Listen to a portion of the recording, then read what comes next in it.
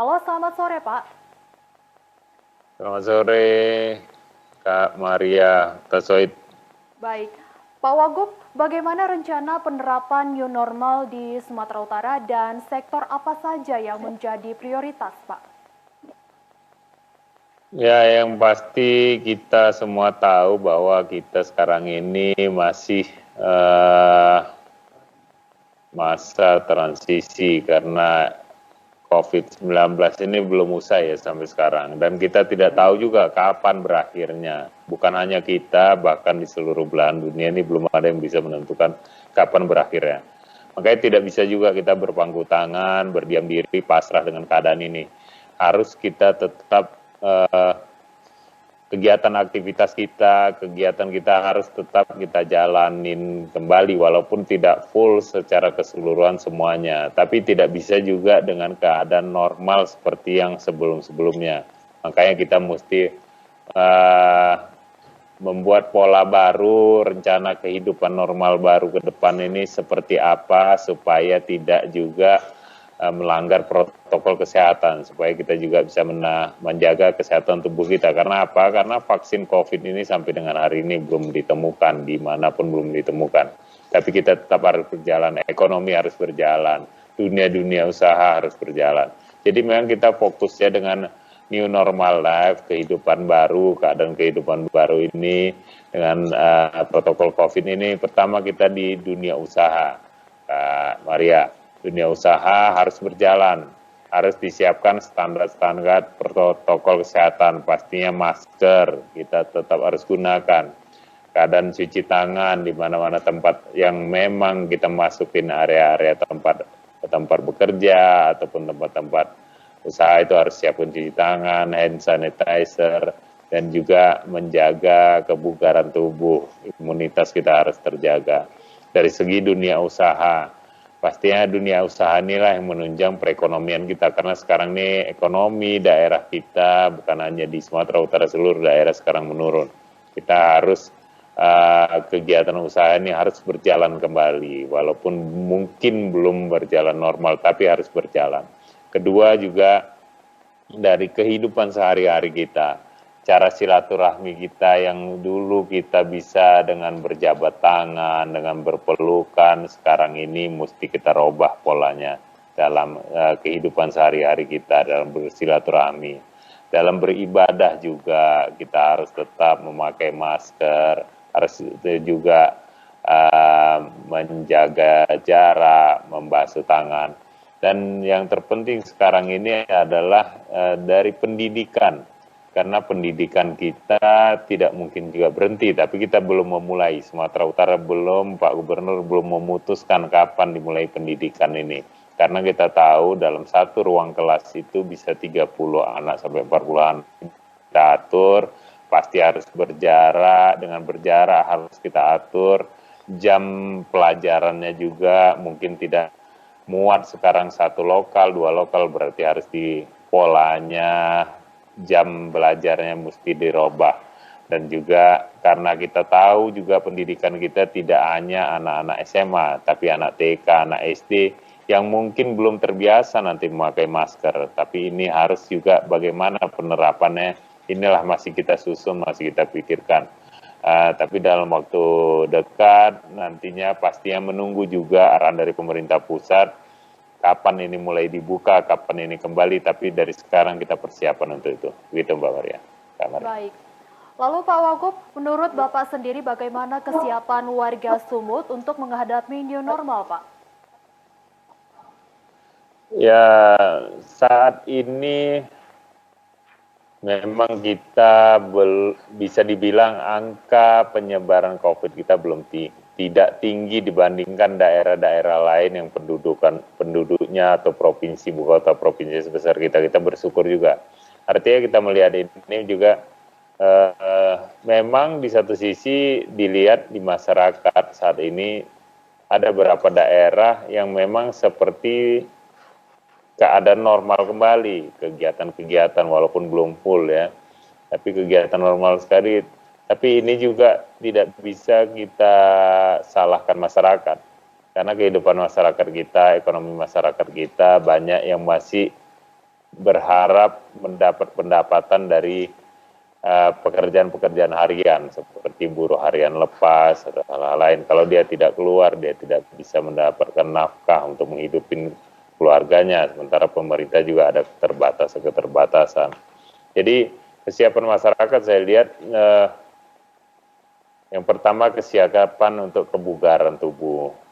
Kesiapan juga sudah tahu kita pandemi COVID ini yang ada di sekitar kita. Tapi memang harapan kita masyarakat juga harus siap dengan protokol kesehatan. Haruslah disiplin memakai masker, haruslah disiplin membasuh tangan, disiplin menjaga kebersihan, dan disiplin juga dalam hal untuk tidak ragu mengecek kesehatan. Ini juga penting karena saat ini juga memang belum seluruh masyarakat kita yang siap untuk diperiksa tes COVID-nya karena masih banyak rasa takut kalau terkena seperti apa, diisolasi nanti tidak bisa bekerja, tidak bisa memberi nafkah. Tapi ini yang harus tetap terus kita memberikan sosialisasi ke masyarakat bahwa penyakit ini bukanlah penyakit yang pasti merenggut nyawa, tidak. Banyak yang sembuh, banyak yang sehat. Tapi harus patuh, harus disiplin, dan harus mau memeriksa kesehatan kalau dirasakan ada kesehatan kita terganggu, daripada nanti penyebarannya bisa mengenai ke yang lain. Jadi kita lihat masyarakat saat ini sudah memang sebagian besar sudah siap untuk menghadapi kehidupan new normal yang baru ini. Ya. Baik, Pak Wagub, saat ini cukup banyak juga orang tua yang mengeluhkan biaya uang sekolah. Apakah ada kebijakan pemerintah Provinsi Sumatera Utara untuk meringankan biaya pendidikan saat ini, Pak? Kita belum bisa memutuskan sekarang, tapi saat ini kita sudah memikirkan, Pak Gubernur sudah menyampaikan bahwa nantinya pendidikan ini pasti juga banyak menggunakan jasa jaringan Wi-Fi dan segala sesuatunya. Ini kan menjadi penambahan biaya juga, karena nanti pelajaran-pelajaran pasti juga akan ada pelajaran yang jarak jauh. Ini yang sekarang sedang kita pikirkan seperti apa polanya. Pak Gubernur juga sudah mengundang pengusaha provider untuk memikirkan bagaimana bisa memberikan keringanan pembiayaan provider. Tapi dari segi untuk biaya-biaya sekolah memang sudah dipikirkan, tapi kita belum memutuskan seperti apa nanti keringanan biaya-biaya sekolah di daerah. Terkhusus memang kalau saat ini provinsi untuk SMA kita yang menangani secara langsung, tapi SD SMP kita akan coba juga berkoordinasi dengan para bupati dan wali kota yang ada di Sumatera Utara, dan nanti pastinya Pak Gubernur bersama-sama Pak Bupati, Pak Wali Kota mendengarkan juga, karena di daerah-daerah kan kita harus dengar juga bagaimana kondisi di daerah tentang dunia pendidikan dan kemampuan para orang tua untuk melanjutkan pendidikan anak-anak sekolah. Baik Pak Wagub, terkait sarana transportasi seperti kereta api, bus antar provinsi, dan kapal laut, apakah sudah diizinkan beroperasi kembali, Pak? Sampai dengan sekarang, kalau untuk kapal laut, tetap kita melihat kondisi apa yang ada di secara pusat di Jakarta. Tapi kalau untuk operasional bus dan angkutan-angkutan lainnya untuk di dalam Sumatera Utara tidak ada pembatasan. Kalaupun ada yang di luar Sumatera Utara, tetap ada pengecekan, dilihat apa tujuannya untuk masuk ke Sumatera Utara kalau memang membawa penumpang. Tapi kalau untuk angkutan membawa barang dan membawa logistik lainnya, kita masih bolehkan untuk masuk. Baik, lalu Pak Wagub, terkait penundaan ibadah haji, apakah ada yang ingin Bapak sampaikan untuk para calon jemaah haji, Pak?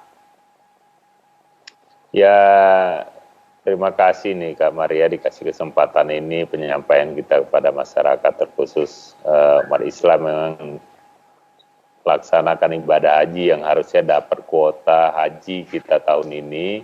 Tapi ini saya harapkan kita harus bersabar, kita harus berserah diri kepada Allah. Apapun yang saat ini terjadi bukan hanya di kita, tapi di seluruh belahan dunia, seluruh umat Islam di dunia ini semuanya tidak bisa melaksanakan ibadah haji karena memang dari kerajaan Arab Saudi sendiri belum membuka izin untuk melaksanakan ibadah haji, masih ditutup. Jadi saya berharap bersabar, kita sama-sama berdoa semoga pandemi COVID ini segera bisa teratasin dan bisa berakhir supaya semuanya kita bisa beribadah dengan normal kembali. Baik, terakhir Pak Wagub untuk menutup perbincangan kita mungkin melalui Evarina TV, Bapak bisa sampaikan himbauan untuk warga Sumut dalam menghadapi pandemi COVID-19 dan juga penerapan new normal di Sumut, Pak.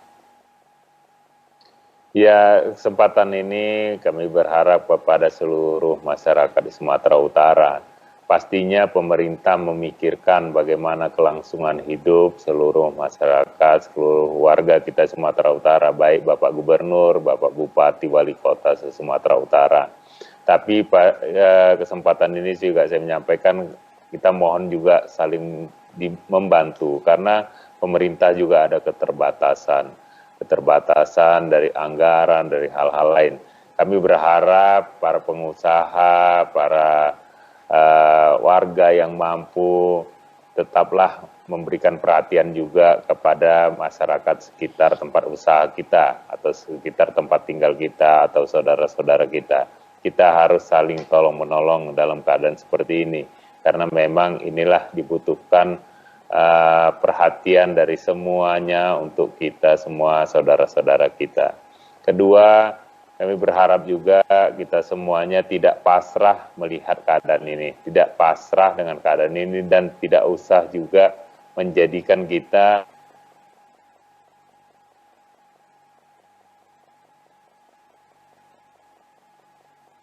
kegiatan ekonomi kita. Berpikir yang jernih, yang baik untuk bagaimana kreativitas kita sekarang ini untuk membangkitkan semangat dan dunia usaha-usaha kita. Dari usaha-usaha juga mulai sekarang kita berlatihlah usaha-usaha online, secara online karena nantinya pasti bertatap muka langsung jauh berkurang.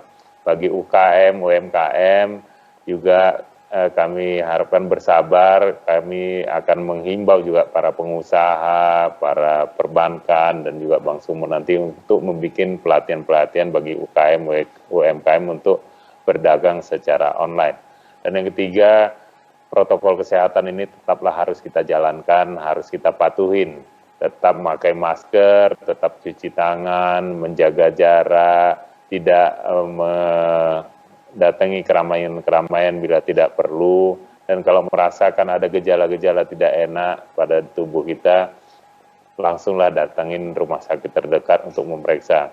Mudah-mudahan tidak ada kita penyebaran COVID ini secara masif lagi di Sumatera Utara, dan kita berharap setiap yang terkena pun COVID bisa disembuhkan secara berangsur-angsur dan semakin banyak. Secara data sekarang pun semakin banyak pasien-pasien yang sembuh. Dan ini yang terpenting bagi kita, menjaga kebugaran tubuh kita, menjaga kesehatan kita, berolahraga, dan menjaga kebersihan lingkungan kita. Itu terima kasih, Kak Maria. Baik Pak Wagub, terima kasih Pak atas informasi dan waktunya telah bergabung bersama kami di Evarina TV dan selamat bertugas kembali Pak.